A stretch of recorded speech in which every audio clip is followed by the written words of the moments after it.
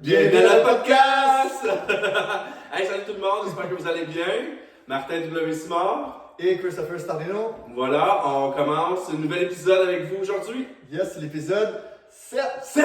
Yeah, Ah oui, déjà, on roule, hein? Oh, oui, on roule en maudit. Ça va tellement bien qu'on ne calcule plus. Yes. C'est pas pire, ça. Alors, j'espère que vous avez aimé les dernières vidéos qu'on a faites. On a fait quand même 6 contenus qui vont être postés 2 fois par semaine, en fait, les dimanches soirs et les mercredis soirs également. Voilà. Let's go, let's go, let's go. En fait, notre but, c'est peut-être pas de faire un par jour, mais on sait pas. À la demander, on va avoir le temps de le faire, mais on est pas mal occupé à ce temps-ci de l'année. On essaie 2 fois semaine. Non, 1 fois semaine. On Ouais. en pause 2 fois semaine. Oui, puis exactement. On, se Puis on rend tourne. compte. On tourne, Une fois voilà. semaine. C'est ça.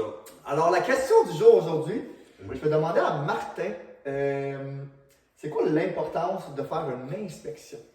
Mon Dieu Seigneur, c'est drôle hein, parce que je pense qu'il y a, je vais dire, il y a 3 ans, j'ai fait un post sur ma page professionnelle parce que c'était tellement, le marché était tellement fou que les gens ne faisaient plus l'inspection. Là. Oui, c'est vrai. C'était incroyable. Puis moi, je le disais à mes clients, là, comme j'aime mieux que vous achetez pas la propriété Ouais. si vous ne faites pas d'inspection. Tu sais, j'étais vraiment pour ça. Puis les vendeurs, ben, ils acceptaient sans inspection. Là. Donc, même pour les vendeurs et les acheteurs, c'est important d'avoir une inspection Absolument. sur une maison avant d'acheter ou vendre une propriété. Oui. Donc, pour moi, c'est comme un must pour chaque transaction. Puis toi, qu'est-ce que tu en penses? Pour être franc avec toi, je conseille fortement à tous mes clients, en fait, c'est les acheteurs, fortement de faire l'inspection. C'est très important de faire une inspection, honnêtement, parce que ça décèle tout ce qui par rapport à la propriété. Puis, honnêtement, ça met de la transparence entre les parties. Mais voilà. C'est très important, de la transparence entre les parties, comme ça. Si on s'assure qu'il n'y a pas de comeback par la suite. C'est ça qu'on veut.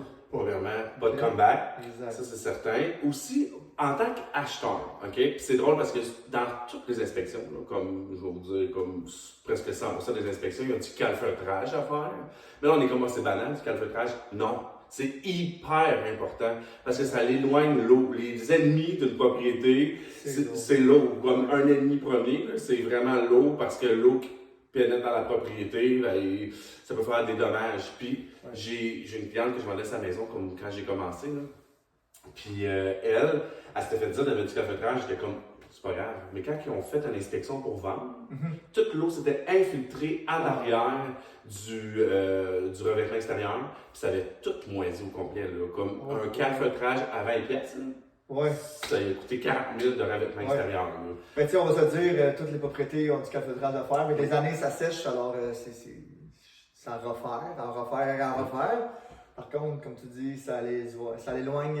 Le premier ennemi d'une maison, c'est l'eau. Alors, ça l'éloigne.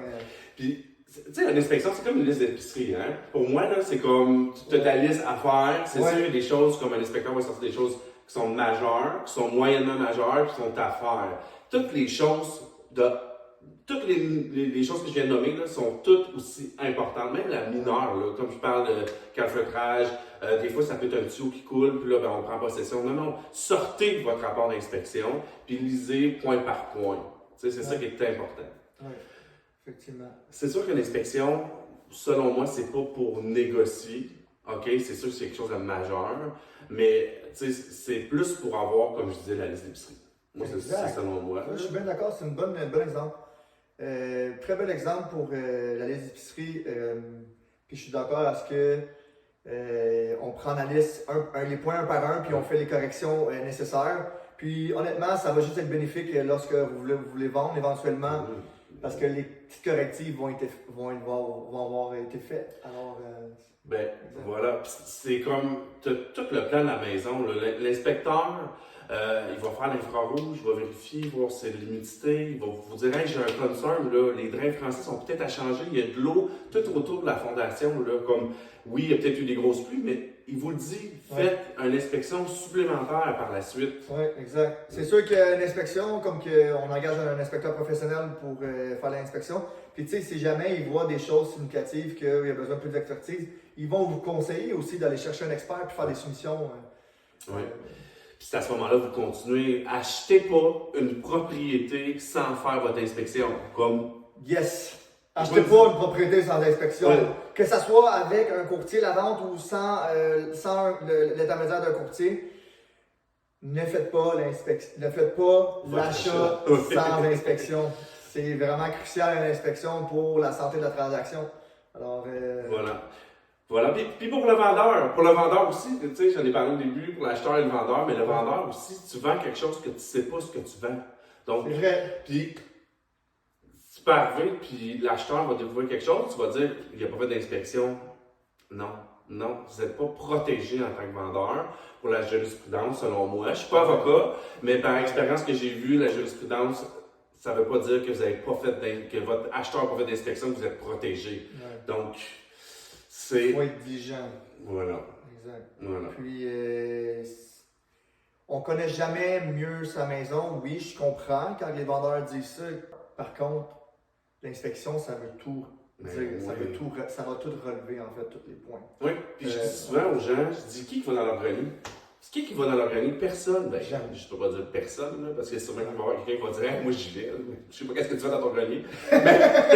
mais comme, il n'y a pas de grand monde qui va aller dans leur grenier, puis qui vont aller vérifier, tu sais, s'il y a un manque de ventilation, ça peut créer de la moisissure. Puis souvent, en inspection, on va le voir, un grenier, qui a de la moisissure parce qu'il y a un manque de ventilation, mais si tu n'as pas fait d'inspection en tant qu'acheteur, mais tu vas peut-être jamais aller dans ton grenier, puis tu vas voir, ça va empirer, puis là, ça va moisir ton plywood, puis là, ta toiture sera plus aussi forte. Ouais. Puis là, ben, à l'hiver, tu vas avoir une inclinaison de neige, puis que ta toiture peut défoncer. Donc, tu sais, on parle par expérience, on n'est pas avocat, puis on n'est pas inspecteur, mais c'est des conseils qu'on vous donne. C'est ça, exactement. Alors, c'était tout pour la facette de l'inspection. Alors, faites vos inspections, c'est important. Faites vos devoirs avant d'acheter une propriété. Oui, exact. On veut voir la liste d'épicerie. Ouais, c'est ça.